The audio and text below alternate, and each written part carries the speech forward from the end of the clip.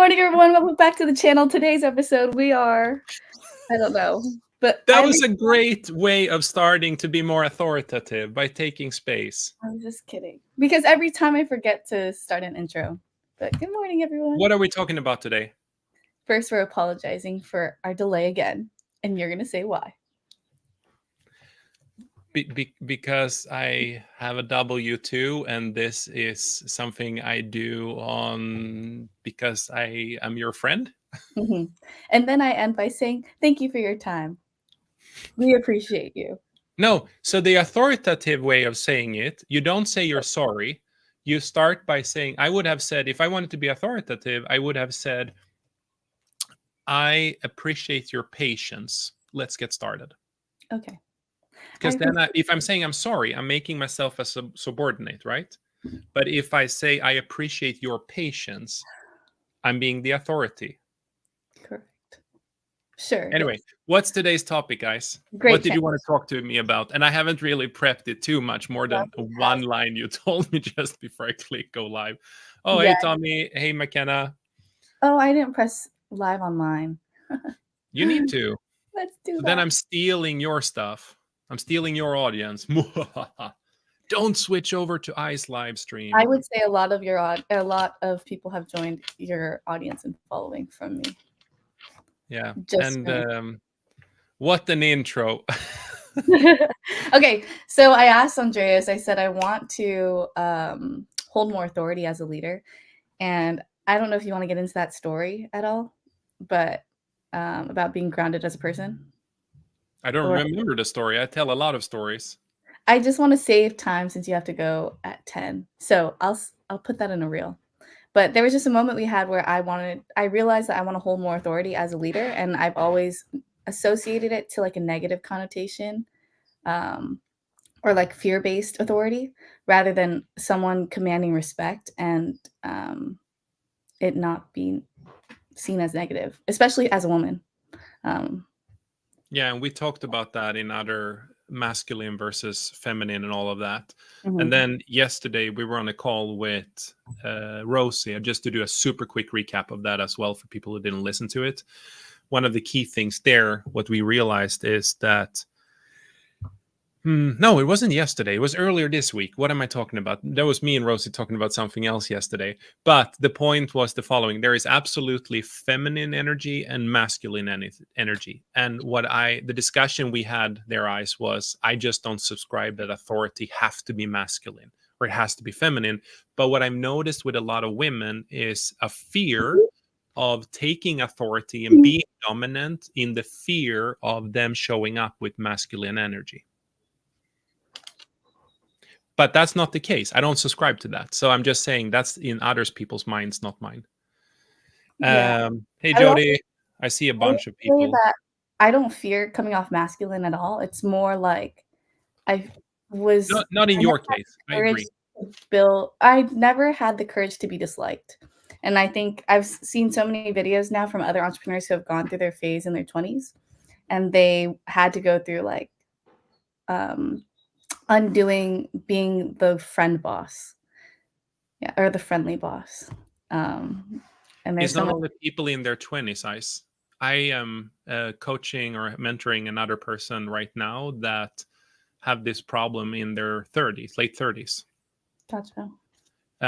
It's very common that McKenna said I definitely fear coming off with that bro energy.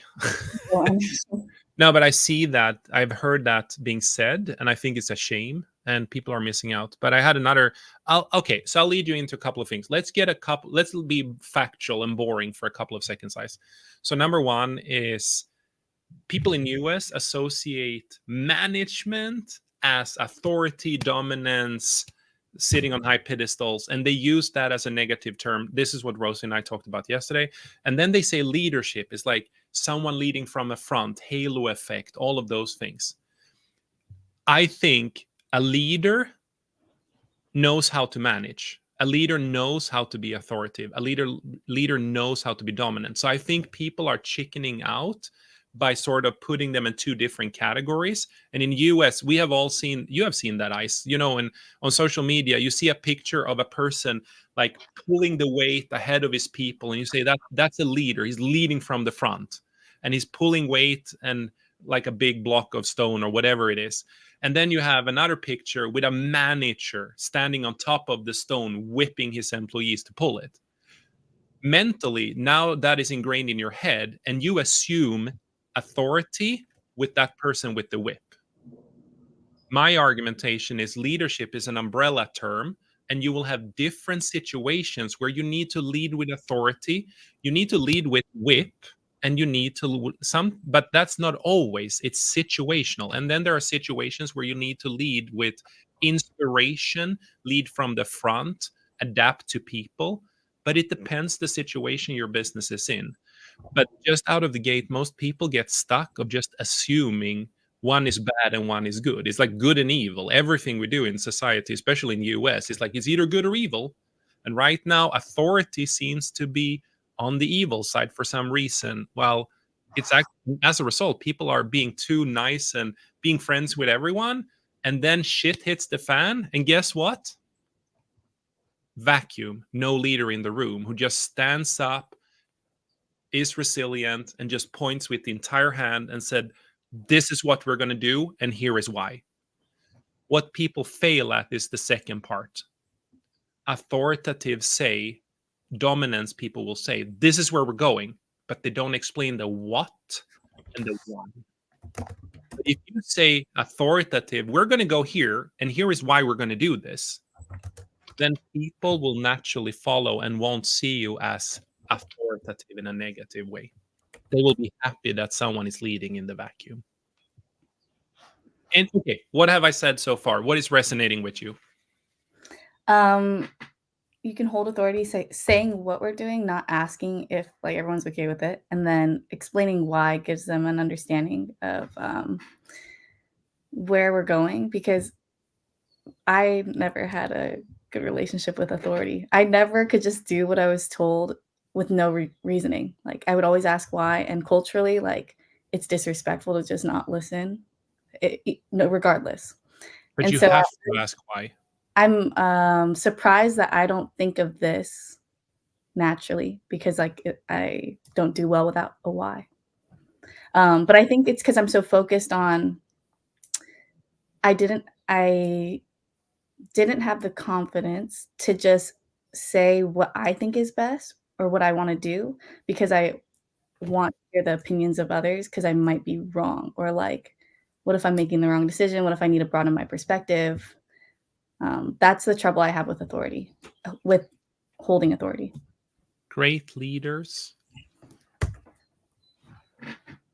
will make decisions when they have less than 30% of the knowledge required to make a decision. Followers will make decisions when they have more than 95% of the data available and people's opinions. So you have to retrain your brain of, as a leader, Ice, you cannot have full consensus and always and I say this coming from a Swedish culture. Okay. Like you need, and which is very consensus driven.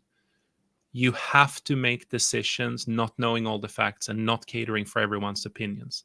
That doesn't mean you cannot make the decision and not listen to their input after you have made the decision and told them what to do. Heard. Does that make sense? Yes. So in your case, I'm going to throw it back on you. This is rooted in fear of conflict for you. I'm leaning. You're asking that? No, I'm telling you. I want to hear what your thoughts are on it. You're telling me that it's out of fear of conflict. Or not be seen. Or you don't like you think like this. Well, if I were one of the people, I would want my opinion heard. I would want someone to ask me how I feel about it. So No. now, no? Maybe subconsciously I haven't thought about that, but it doesn't feel that way. But you are So definitely fear of conflict. it's a fear of maybe it's fear of judgment. So you care what people say about you. No, like how I make them feel, I think. If I were to my first thought right now when I'm thinking of the other reasons why I avoid conflict in conversation, it's because I put their feelings first. And that's the biggest, Yeah. huge, no, it's one, not the biggest, but it's a huge mistake a leader can do. Yeah. If you are W2 work and you're a leader, you were put in that position to lead and manage. You Mhm. are, and there, synonymously, you were not put, like the company invested their time and effort in you.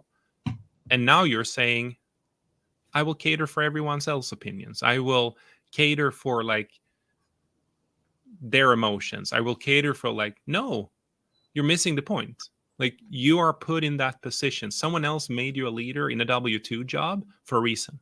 If you're a solo entrepreneur, you took that position. People wouldn't join you and your company if they didn't respect you as a leader. People would not join your company if they didn't respect you as a leader. People would not join your company if they didn't respect you as a leader. So if you are not leading, then you're failing them. Thank you. That was a good one.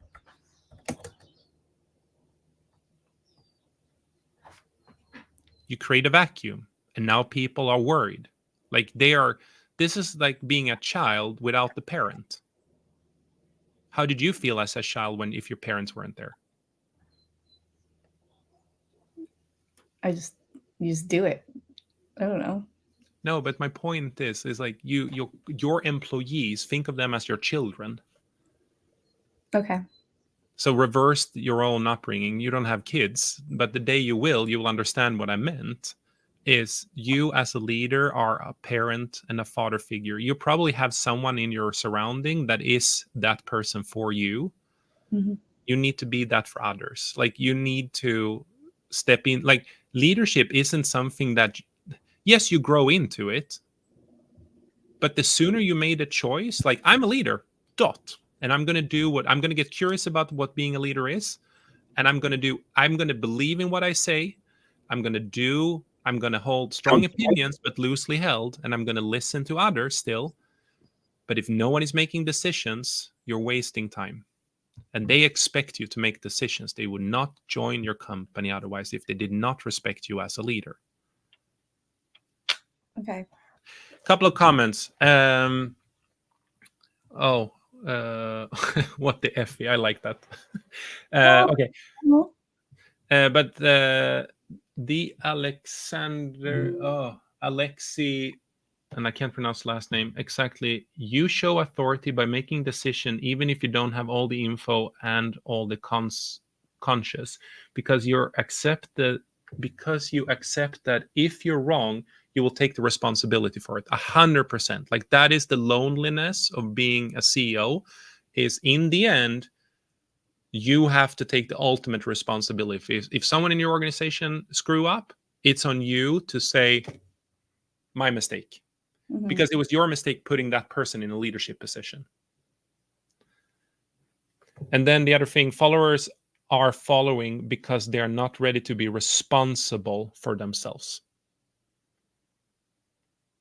That is, I'm going to read that again. That's really good. Followers are following because they are not ready to be responsible for more than themselves. It's so true. And I had a walk and talk this morning with a friend, or philosophy discussion with Morgan. And one of the things we talked about was leadership in many times is about developing resilience, and resilience to your own emotions, and resilience to doubt, resilience to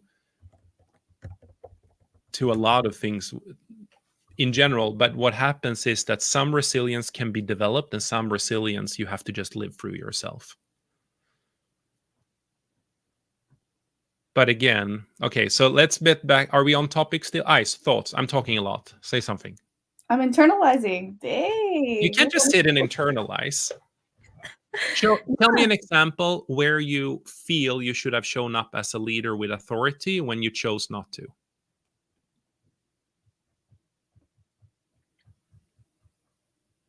I want to hear There that one. Don't shy. Let's go with that one. I saw your face there. How do you know?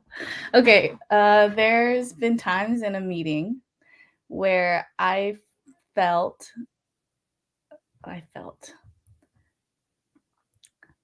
a team member tries to make jokes, out of connection, but they're, like, to me, they're disrespectful, and they're, like, mumbling under their breath something that is supposed to be sarcastic, but partially true, or, like, I don't know if it's partially true and, like, it's my fault that maybe I take it to offense, or I find it disrespectful that the action continuously comes up, and I'm mad at myself that I don't speak up and tell them, or, like, tell them. Super simple. Okay. That's where I don't hold enough authority, and You I'm allow it. yes, I'm mad It's at like myself. if someone is late in every time, uh, you allow people to be late. If you don't address it, it's on you as a leader. So if I Okay. have, if let's say that it was very important for me that people were on time, I would tell that person going forward when we have meetings, we are starting on time. If that was what was really important to me. If you have someone that is sarcastic and making jokes, but it's hurtful for you, and I've had that happen many, many, many times, you It's call just it out, it's just and you annoying. just Yeah. you got to get comfortable with the authority. And this is also so important. If you want to take authority, learn to be quiet and don't fill the void. So call someone out and you say, can you explain a little bit more what you actually meant with that joke? Oh, it was just a joke. I didn't take it as a joke. What are you trying to say? And then you're quiet. Do not let them squirrel out of it. And every time, like, no, it's not a joke. Tell me what you meant. And you just sit there in quiet and let them spiral their own way to death. And if you want to save them, but don't early on, you just go, from now on, stop that attitude. It's not okay. And they're going to whine and complain, and you're going to hold your ground. And you're like, compared to you, I'm not joking. I'm telling you, stop that. Moving on. And then you move on to another topic. And that person will show up like a puppy that made a huge mistake the next time. You have to call people on their bullshit. That's what the summary is. That's being authoritative. It's not letting it go. Now, you can do it too. If you want to do the less version, if you want to build up to this, you pull them aside after the meeting and you say, your jokes, I understand you're doing that to diffuse the situation, your sarcastic jokes, but they're hurtful to me and they're distracting. You need to stop that. And you can do that in a one-on-one. And if it happens again, then call them out in the meeting.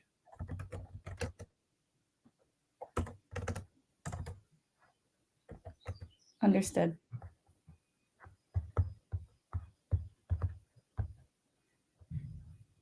What do you hold? What are you biting your tongue on? Going down the path of said, heard, understood, accepted, or rejected, but always committed.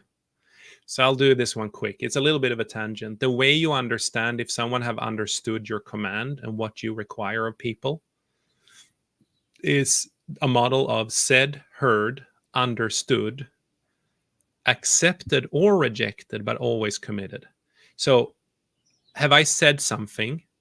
Do I think you heard it? Was I clear in my communication, or was I giving too much information around it? Hmm. Did you truly understand what I told you? And try to rate this from 0 to 10. 0, you didn't understand at all. 10, you understood. Now, I have to rate you based on how defensive the person is and if they come back afterwards in a situation like this. It's not a confrontation, just being very direct with people. The next step here is like, did they accept what you said or did they reject it? If they rejected it, Have you made it clear for them it's not a choice to reject it and they have to commit regardless? They have to change their behavior. It's not okay. In order to get sometimes someone that rejects, but they still commit to a change, you have to be extremely authoritative and make them very clear that the option of not embracing this doesn't exist.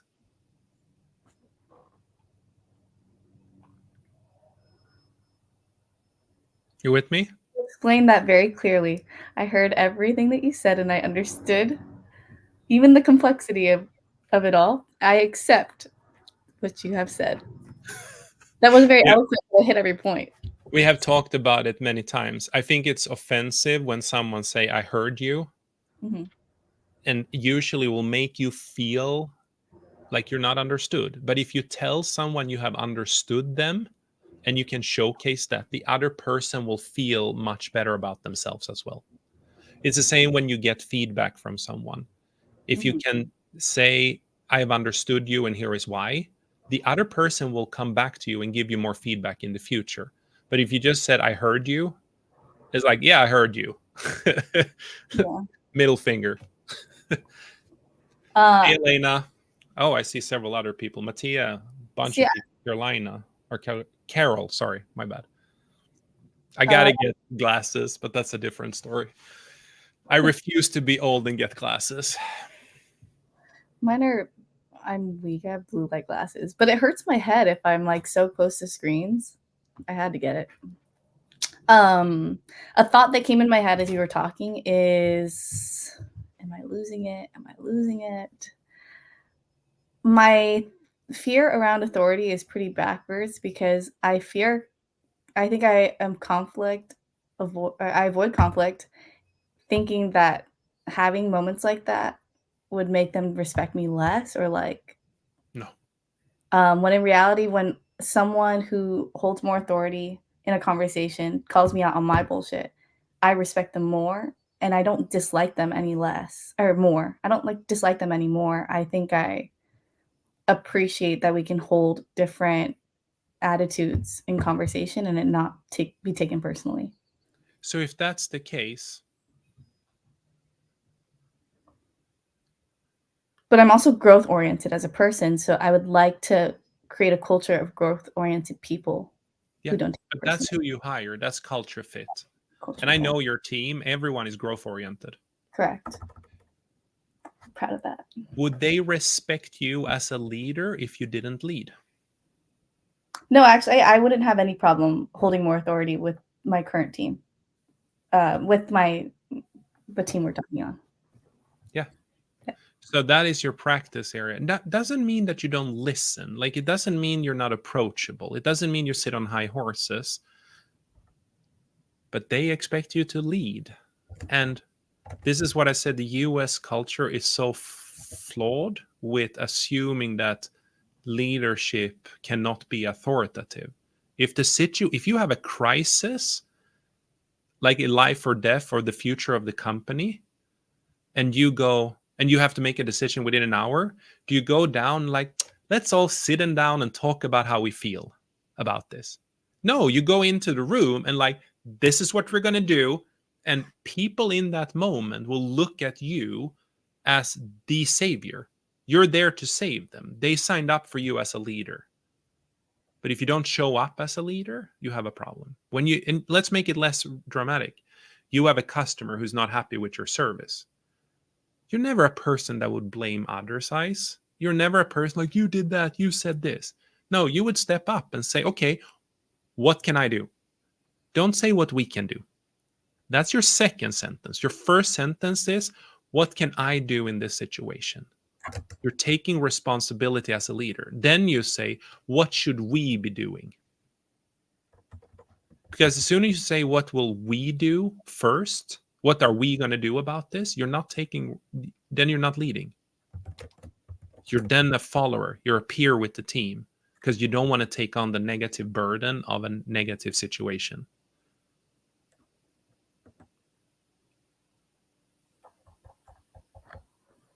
What can I do in this situation? That's a leadership trait. You don't shy away from it emotionally either. And some people early in their leadership, you're so early in your leadership. I at 23, like I couldn't even spell leadership if you asked me to. So not kidding. It's like, but what I'm trying to say is, with time, this will fall natural for you. Um, you have, you will, and we talked about this concept before, Ice, or maybe we haven't. Do you play any instruments No, ever? I dance. Okay. So when you started dancing, Mm-hmm. did you feel like I got this? My body's moving in all the direction I anticipated. I can nail this. Did you identify yourself as a dancer? No. You should have. Why didn't you? You are a dancer. You're a dancer from day one. If you learn to play the violin, you're a musician from day one.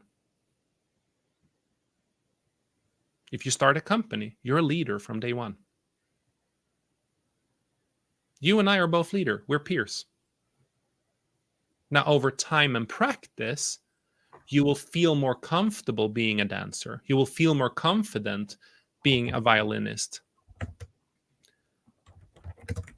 But if you feel, I'm not saying you shouldn't feel, like you know me, like I'm all for, you got to feel where you're at. But I'm saying you will never feel like a true leader. I'll be vulnerable here. Do you think I feel like a true leader? Yes. Not always. I choose to be a leader, but there are situations I doubt my leadership. It's everyone do to some extent. But what I'm trying to say is, you cannot go around saying I'm not a dancer just because you just started. You're a dancer. You Mm-hmm. dance. Is that English correct? You're a dancer? Yeah, but you get my point. It's like, you're a violinist. Your music might not sound great yet in your own head. Others typically think it sounds pretty damn good. I know when my kids started playing music here at home, they will, oh, I suck. I can't do this. It sounds horrible. I'm like, no, that was actually really good. Like, I could even hear which melody that was. Like, you're doing amazing. And it's the same with leadership. It's the same with anything you practice in life. You're already a leader. And I guarantee you, in your head, it's very different from everyone else. I guarantee you, people already look up to you, Ice, and what you have accomplished, and they see you as an authority. Thank you. I don't doubt that. I think I just need to have more ownership shamelessly. And so some of the questions I wrote down as you were talking, and that was a good analogy, by the way. It helped me understand the concept better because you related it to something I do. But inspired my thought on how often do I open up conversations for thoughts, and like how do I structure, I guess, how do I structure authority, if that's the correct term? So do I say, um, here's what to expect from this conversation, and then I'll be telling everyone the direction we're going, and then I open it up for thoughts? Or do I not even open it up for thoughts and they have the understanding of when it's appropriate to speak up about something? There isn't a model or a tool. It's situational. Okay. And you have to, oh, by the way, your video froze. I just saw Oh, that. no, you're back. It's there isn't a model. It's like, if you're a psychologist, right, and you believe in one specific practice within psychology, and there are several schools of thoughts within psychology, people tend to go like, this is the only way I can view the world. Or if you're a physicist and you're into quantum physics, like, this is how the world looks. That makes you a pretty shitty physician. It makes you, or physicist, it makes you a pretty shitty psychologist, and it makes you a shitty leader if you always use the same framework. This is what you're good at. You're exceptionally good at reading the room. Mm-hmm. If it's an emergency, take control. If it's not an emergency, start the meeting, let other people, like, you're there to listen to them, but always kick off a meeting. Don't go in and sit and wait for someone else to do it. You go in and, like, here are the things we want to accomplish today. This meeting is about this. Mm-hmm. How are you guys doing? And then walk around the room and have them discuss the idea. The best, most fulfilling moments is when I go into a meeting, I say hi, we start the meeting, and then, for, let's say the meeting is an hour, And I sit there for 55 minutes and the team have already concluded everything. And I think it's amazing. And they look for validation. I'm like, you don't need my validation. You got this. Like, that is amazing. It takes a while to get there. So there will be time where you have to direct, and there will be times where they should do it. But overall, I would say I'm more in the school of thought, psychologist, one way of thinking, of the empowerment and getting everyone's voices heard and getting others to take responsibility. And here's the problem: they need to take authority as well. And that is up to you as a leader to make sure they feel confident in taking authority, not responsibility only. So I'm more in that school of thought, which is empowerment and lead from the front. But I also made mistakes early in my career when we were in emergency, and I used that model, and trust me, it doesn't work.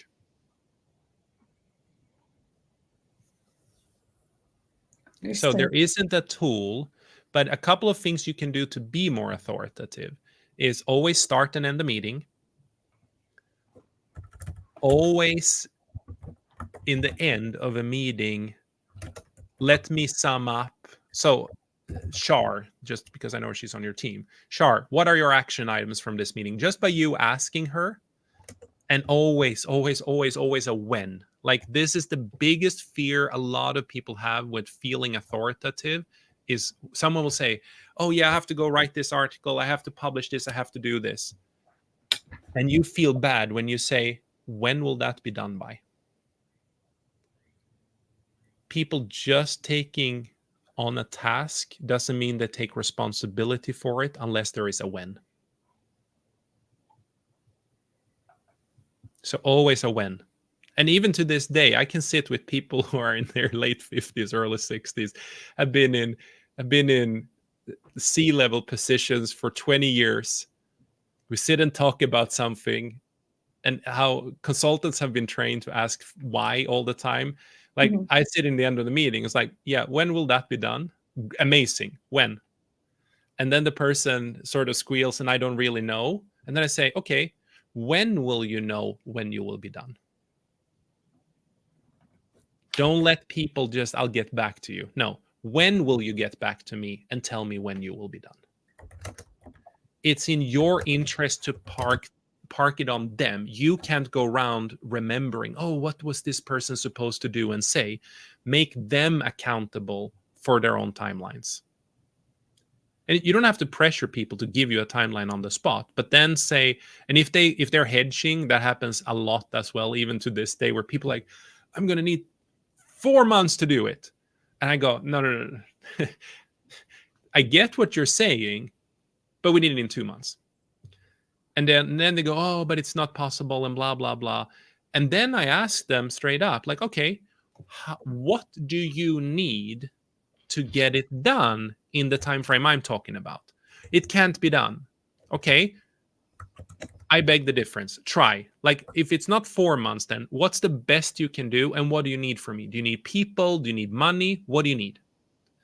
And then you get them to truly say the true when. And to this day, with high up people, well paid in my company, to this day, people can say it's a 4 months project. Do you know how many projects are not 4 months and they are like 6 weeks when you pressure people? A lot. So my point is, people will hedge because they will want to organically feel good in the process, not what they actually can do. The only thing I would say in this, you can't always put people in the red. You have to, I often calibrate if a person is green, yellow, or red. And if they've been on the red for a while, I need to pull them down to green. If they are for a longer time frame, if they've been in yellow for a longer time frame, I need to shortly pull down them to green until I feel they're ready to go to yellow again. In situations where it's crazy, you can push people to red, but you can't do it over and over again. Comment here from Alexi. Takeaway: one should have an authority side and leader side and use it depending on regency and situation. Absolutely. I'm a strong believer in situational leadership, and I'm a strong believer in Okay, I will make this a long topic if I go down this path. So I will really stop me if I do. Okay. An amazing leader, the biggest mistake I made in leadership ever early on, 10, 12 years ago, was to focus more on other people and trying to understand them Mhm. instead of going deep into who I am and why I show up and react the way I do. I wasted years on that. If you cannot truly lead others in any situation unless you truly understand yourself before you understand others. And often that journey is cemented in who you were when you were 6 to 12 years old and the value-based systems your parents put in your head.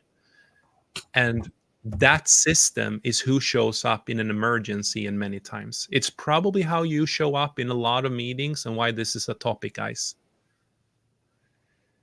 You are probably have something from your childhood, and the trick is to listen to that voice, but don't let that voice control you.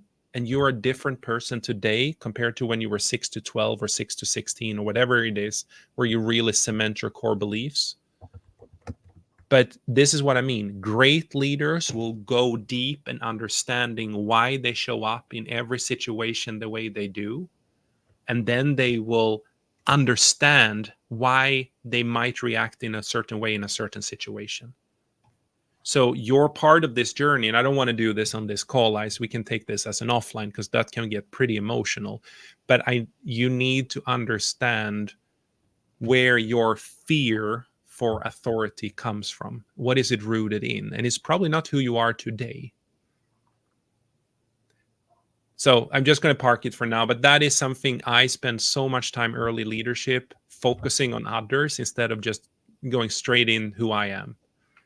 And for me, I talked about this in my life and in social media, so I can say it. But it's for me, it was I grew up without a father, and I didn't always understand what a manly, authoritative person is. So I was fighting that, and then I was fighting others, and I was fighting myself. But when I realized that's the case, like, okay, that was the old me. Like, that's not me anymore. I am an authority. So part of you saying I am a leader is also you starting to say I am an authority. Thank you for leading with vulnerability, because it gave me the courage to also want to share, because I think stories where people resonate help. Um, I, I think my fear of holding more authority is I grew up with more militant authority. I mentioned it earlier. Like, um, my dad is a retired correctionals officer, and then both sides of my family are military, or my grandpas were in the military. So it's very much like do as I say without reasoning. Yeah. Yeah. So the way you break that is with the why. Yeah. Yeah. But that's amazing. You know that now. I've known it. It's just harder to practice it. That's not authority. That's not authority. What's not authority? Not What you practice. just explained, the military way of doing it, Oh, so that's I'm. not the definition of authority. Oh, I hear you. You can still lead with EQ and be authoritative. You can still care for people's emotions and be authoritative. The why is the key. If you explain the why, you're saying, we're going to do this, and here is why.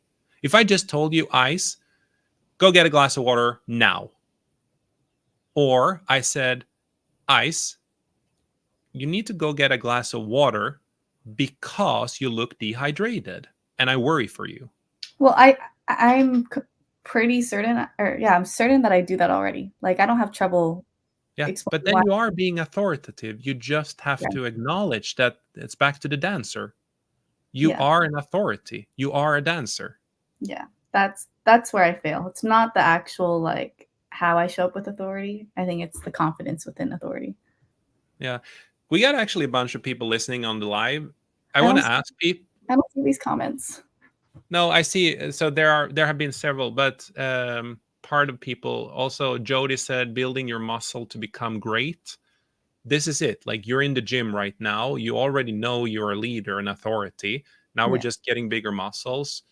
Elena like this. Someone, yeah, getting old is not the same as getting glasses. I hear you. When you grow up with strong leaders, you can accidentally take a back seat without believing you have a choice to also lead in your own right. It's an assumption that is faulty. Yeah, that is so true. Can you pin the comment, or can you repeat it? No, I can't. It's not here. It's on the it's on in my Instagram. I'll read it again. When you grow up with strong leaders, and I think this person is saying either with strong leaders or strong authority, you can accidentally take a back seat without believing you have a choice to also lead in your own right. It's an assumption that is faulty. I agree. Different, and it's like dominance is a key word here. I think that this person is meaning. So if you have a lot of dominance and little fear, I always think of Clifton Strengths, thanks to D. Rosie Noel. Go follow her and take the Clifton Strengths test. It's amazing. I've done a lot of them in my years, but this one is really good. I have nothing for saying that. Go take her test and do a coaching session. It's eye-opening. So I have dominance in my top 5, and I have self-assurance in my top 5. Dominance or command? Command. Sorry, thank you. See, you're an expert. I have command. And as a result, when I enter a room, I tend to take space. And that is assumed is an authority. So I have to dial that back. But that doesn't mean everyone else in a room isn't a leader or cannot be a leader. It just happens to be that one of my personality traits is that. But it's not, you don't need to have that to be a leader and be an authority. I have command in my top, I think 10 or 5 too. I think it's, maybe I asked the wrong question here when I wanted to have this live. It's not authority I struggle with, it's commanding. Yeah. Yeah. But in this case, we have kind of talked about it in the same way, though. Yes. But it is commanding with the why. Explaining your reason of why you're commanding is how you soften it. If you want to learn to do it, and remove words like "I need you to," "you should," "I would really appreciate." Like, the more you remove those words, the more commanding it is. The more I remove "I need you to," and Yeah, I would to. really appreciate if you could. That's not commanding. That's asking a question. Or that's making a statement. I need to say I need to. No, you need to get rid of those filler words. So what do I say instead? Shar, on Monday, come in with an updated plan. Shar, on Monday, it would be really nice if you could have the time to prepare a proposal, and completely understand that if you are busy this weekend, it doesn't make sense. But I think it would be really good if we had one. Like, it's just the amount of words. The more words you use, the less commanding you are. The more words you use, the less commanding you are. It's like, have you ever listened to punk rock music? Every sentence is like 3 to 5 words. And it's like, it's the same here. It's like, if you want to be more commanding, less words.